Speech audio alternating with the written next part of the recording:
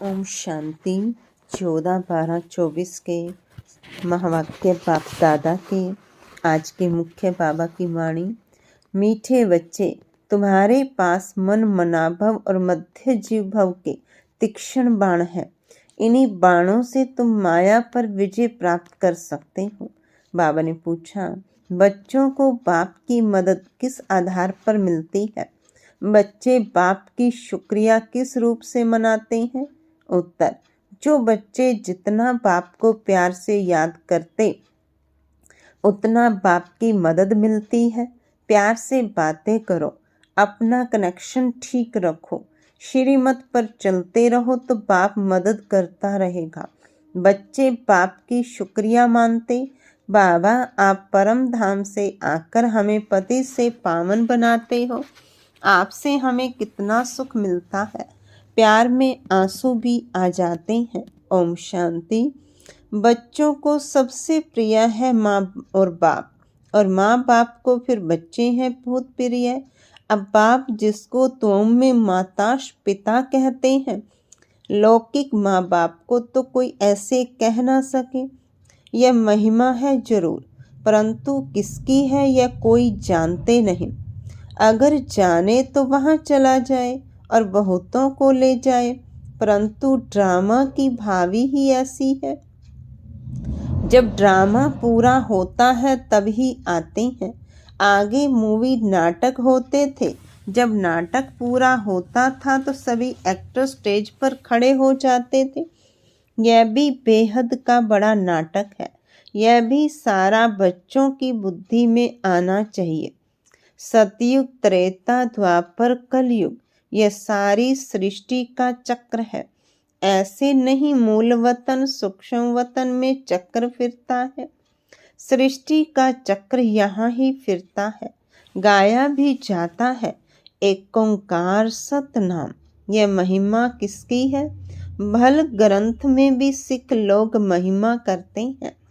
Guru Nanak watch, अब एक ओंकार यह तो उस एक निराकार परमात्मा की ही महिमा है, परंतु यह लोग परमात्मा की महिमा को भूल गुरु नानक की महिमा करने लगते हैं।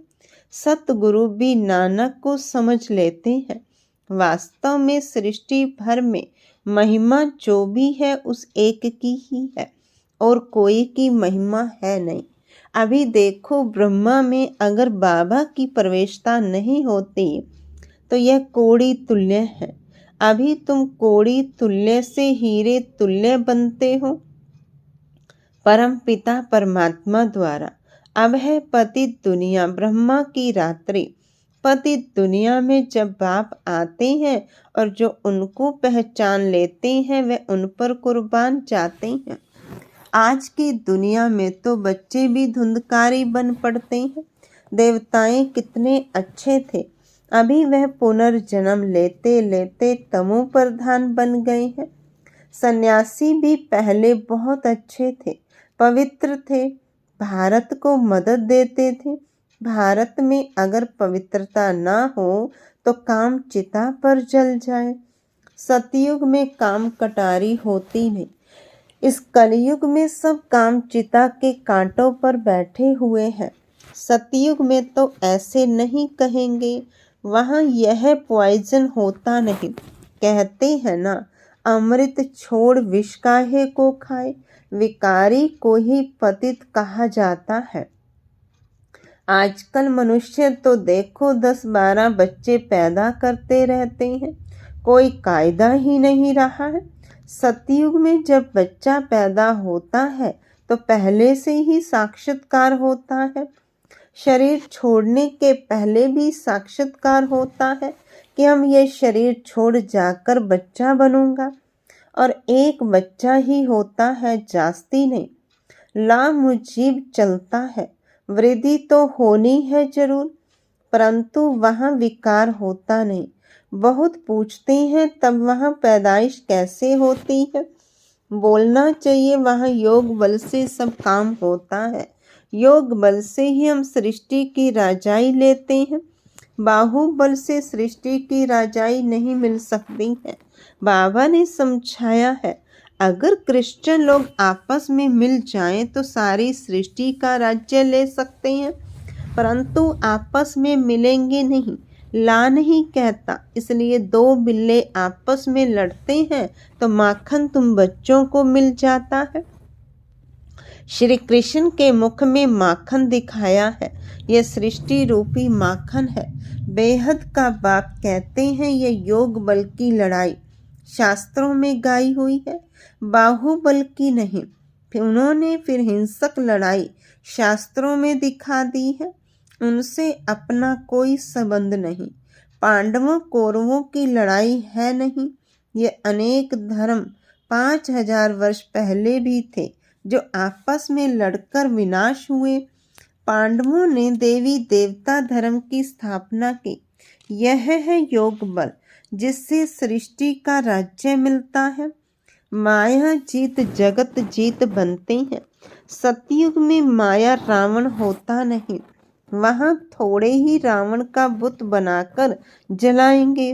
बुत कैसे कैसे बनाते हैं, ऐसा कोई दैत्य व असुर होता नहीं। यह भी नहीं समझते 5 विकार स्त्री के हैं और 5 विकार पुरुष के हैं। उनको मिलाकर 10 शीश वाला रावण बना देते हैं। जैसे विष्णु को भी 4 भुजाएं देते। मनुष्य तो ये कॉमन बात भी समझते नहीं है, बड़ा रावण बनाकर जलाते हैं। मोस्ट बिलव्ड बच्चों को अभी बेहद का बाप समझाते हैं। बाप को बच्चे हमेशा नंबरवार प्यारे होते हैं। कोई तो मोस्ट बिलव्ड भी है तो कोई कम प्यारे भी है। जितना सिक्की लद्दा बच्चा होगा उतना जास्ती लव होगा। यहाँ भी जो सर्विस पर तत्पर रहते हैं, रहम दिल रहते हैं, वह प्यारे लगते हैं। भक्ति मार्ग में रहम मांगते हैं ना, खुदा रहम करो, मर्सी ऑन मी, परंतु ड्रामा को कोई जानते नहीं है। जब बहुत तमो प्रधान बन जाते हैं तभी बाबा का प्रोग्राम है आने का। ऐसे नहीं, ईश्वर जो चाहे कर सकते हैं या जब चाहे तब आ सकते हैं। अगर ऐसी शक्ति होती तो फिर इतनी गाली क्यों मिले, वनवास क्यों मिले? यह बातें बड़ी गुप्त हैं। श्री कृष्ण को तो गाली मिल ना सके। कहते हैं भगवान यह नहीं कर सकता, परंतु विनाश तो होना ही है, फिर बचाने की तो बात ही नहीं। सभी को वापस ले जाना है। स्थापना विनाश कराते हैं तो जरूर भगवान होगा ना। परम पिता परमात्मा स्थापना करते हैं किसकी? मुख्य बात तुम पूछो ही यह कि गीता का भगवान कौन? सारी दुनिया इसमें मुझी हुई है। उन्होंने तो मनुष्य का नाम डाल दिया है। आदि सनातन देवी देवता धर्म की स्थापना तो भगवान बगैर कोई कर नहीं सकता। फिर तुम कैसे कहते हो श्री कृष्ण गीता का भगवान है? विनाश और स्थापना कराना किसका काम है? गीता के भगवान को भूल गीता को ही खंडन कर दिया है। यह बड़े ते बड़ी भूल है। दूसरा, फिर जगन्नाथपुरी में देवताओं के बड़े गंदे चित्र बनाए हैं। गवर्नमेंट की मना है गंदे चित्र रखने की, तो इस पर समझाना चाहिए।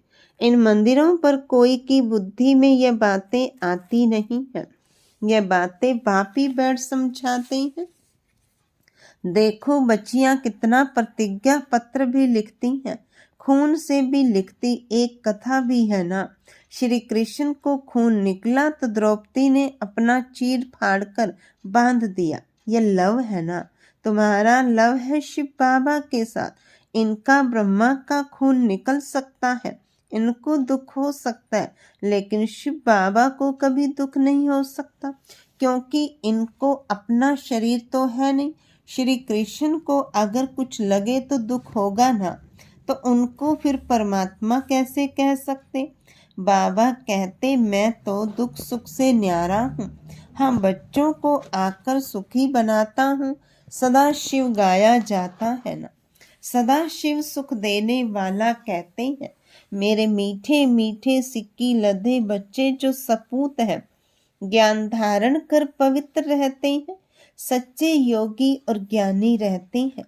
वह मुझे प्यारे लगते हैं। लौकिक बाप के पास भी कोई अच्छे कोई बुरे बच्चे होते हैं।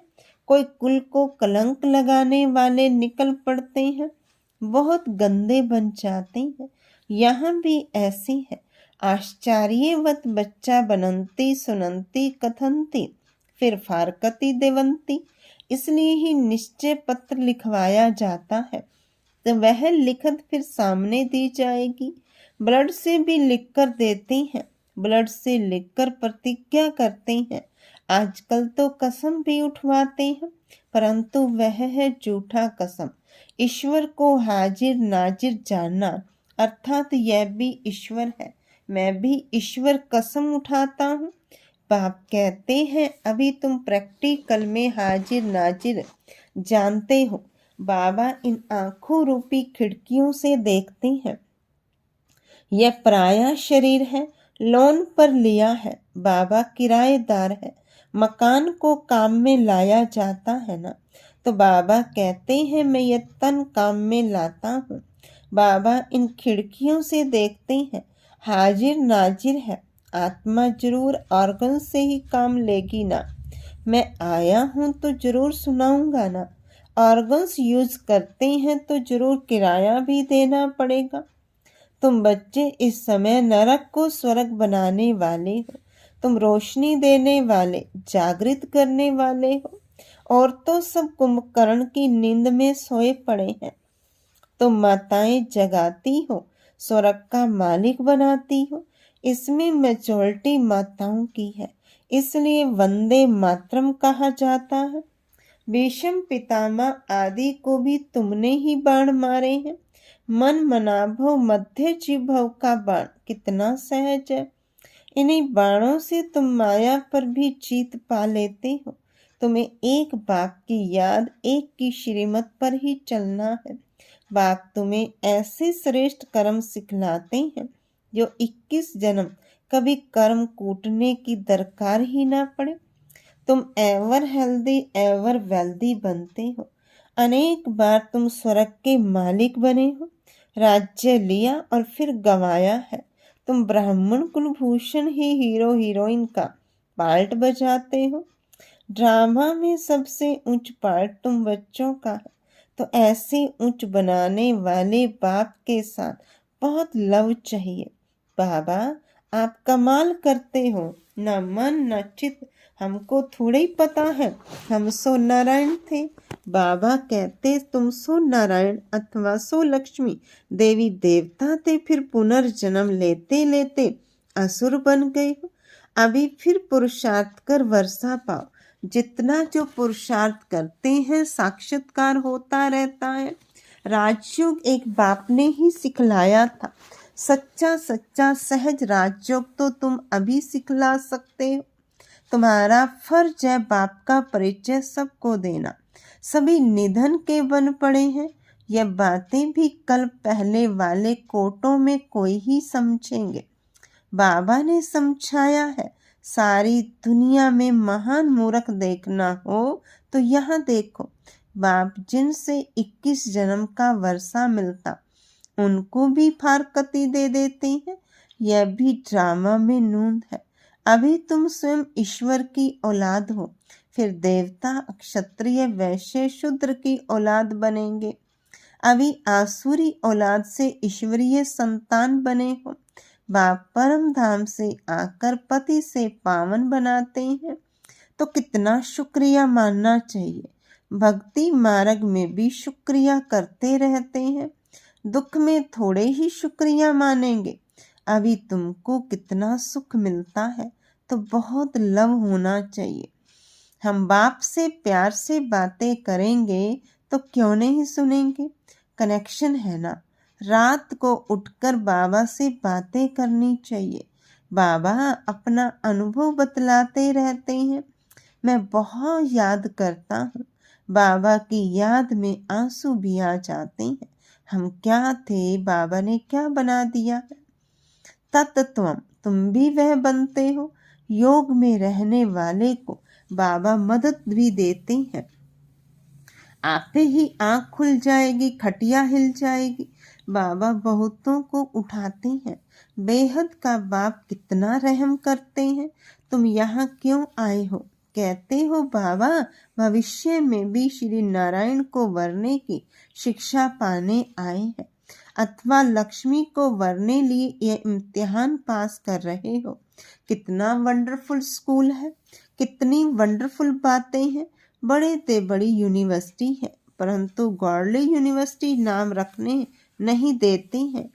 एक दिन जरूर मानेंगे, आते रहेंगे, कहेंगे बरोबर कितनी बड़ी यूनिवर्सिटी है।